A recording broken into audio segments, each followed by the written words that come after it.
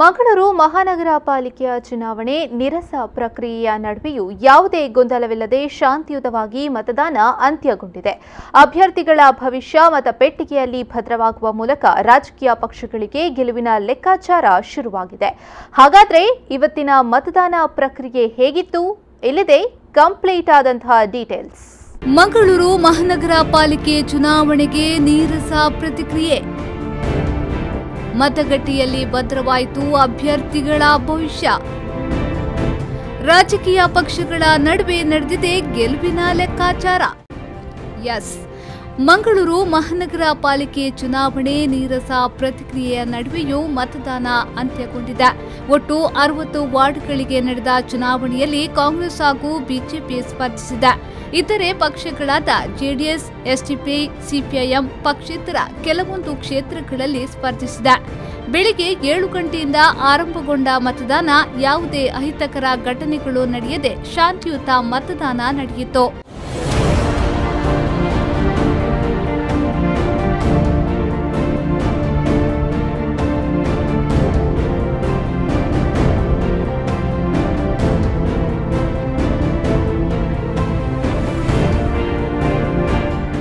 BJP ರಾಜ್ಯಾಧ್ಯಕ್ಷ Nalin Kumar Kateel lady ಹಿಲ್ನ ಸಂತ Aloysius ಹಿರಿಯ ಪ್ರಾಥಮಿಕ ಶಾಲೆಯಲ್ಲಿ ತಮ್ಮ ಹಕ್ಕನ್ನು ಚಲಾಯಿಸಿದ್ರು.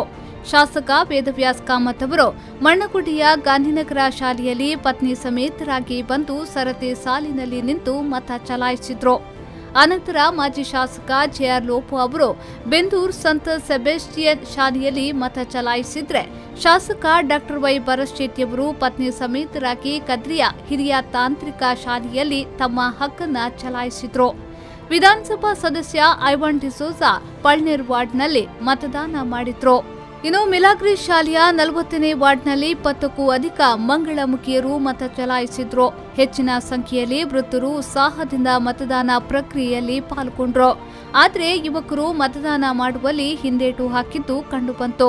ಉದ್ಯಮಿ ಸುಧೀರ್ ಘಾಟಿಯವರು ವೀಲ್ ಚೇರ್ನಲ್ಲಿ ಆಕ್ಸಿಜನ್ ಮಾಸ್ಕ್ ಧರಿಸಿಕೊಂಡೇ ಬಂದು ತಮ್ಮ ಹಕ್ಕನ್ನ ಕೊಡಿಯಾಲ್ಬೆಲ್ನ ಜಿಲ್ಲಾ ಶಿಕ್ಷಕರ ತರಬೇತಿ ಕೇಂದ್ರದಲ್ಲಿ ಚಲಾಯಿಸಿದ್ರು. ಮೊದಲ ಬಾರಿಗೆ ಹಲವಾರು ಮಂದಿ ತಮ್ಮ ಹಕ್ಕನ್ನ ಚಲಾಯಿಸಿದ್ರು.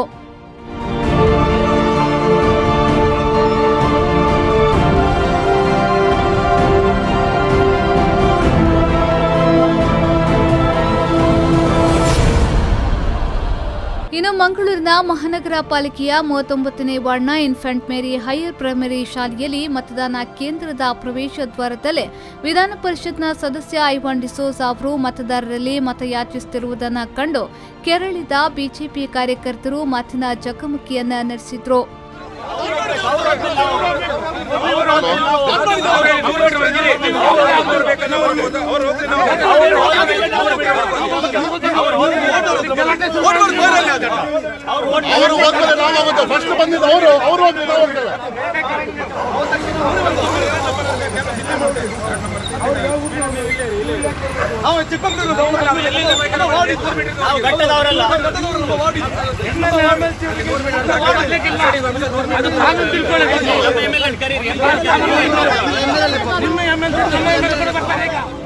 ಒಟ್ಟಿನಲ್ಲಿ ಮಂಗಳೂರು ಮಹಾನಗರ ಪಾಲಿಕೆ ಚುನಾವಣೆಯು ಶಾಂತಿಯುತವಾಗಿ ನಡೆದಿದ್ದು ಮತಯಂತ್ರದ ದೋಷಗಳು ಕಂಡುಬಂದಿಲ್ಲ.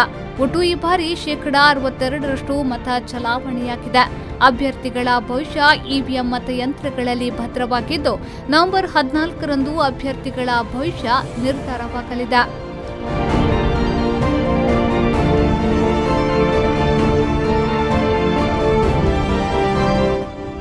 Bureau report, V4 news 24/7 Mangaluru.